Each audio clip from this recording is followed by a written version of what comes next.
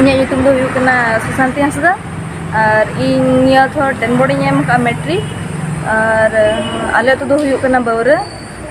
और अलिंग नोडे ऑलचिकी ओलोलिंग हेज कना आ बेटे चेदा ऑलचिकी बिन ओलोग कना अदो नामा अबुआ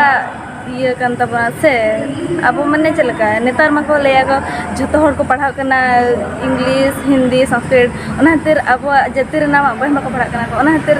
अदो इन रस्ते बुझो केते काटी माने ओलोग सना कदिन ते अदो ओलोग ओकोय ले मे से आम तेगे नो दो इन तेगे आम लेकान जहाँ तिनंग कुड़ी गिदर को मेना को आपे क्लासमेट मेना को उनको को चेत मेता को आयमा हर बाको ओलोग कना सो नगर को तहन कना उनको को चेल कना ऑलचिकी चेदो लगती चे बांगा लगती गया ना मासे चेत बिन चेद का ऑलचिकी अली अली मा लोया स्टैंडर्ड गिदरे कना ले चेत बिन चेद का तो अली अली चेद का ओ अग अंग अल आ अग आज अम ओ ई इस इफ इन इर उ उज उद उन ओय ए एफ एड एन एड ओ अट अब अंग अ जहाँ लेका बन मेन गोदा मैडम सांतार सांतार हारा हकान सनाम गिदर पिदर को गे अड़ी रस्का अनिक को तहना आर सना तगे आको आयमा लेकाना जगह रे सारा घड़ी सेरेñ रस्का तला तगे सनामा को सेलिब्रेशन जहाना सेरेñ को बड़ाया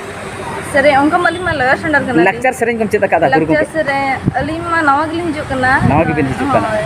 अच्छा एनखान जहाँ लेका जहाँ तिनंग गिदरे को आपे सला मेना को तिनंग गिदरे उनका नवा चेतारे ऑलचिकी चेतारे आमाम चेदेत गया सावसातार एटा गिदरे को चेदे आचे बांग उनको चेलकम चेते गया को हिजुक कान गया को माने रस्का कान गया को हे दसना को गया तो बाको हेदा कना बाको टाइम कना हिजुक कान गया को तो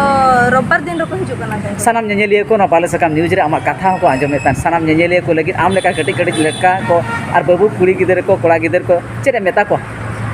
चिंता को पढ़ा पे जतो ना अब जति रे ना ऑलचिकी द चेता बनते और नोआ दो चेत रे ना लगती कान गया सनाम हर दुला लगती कना होय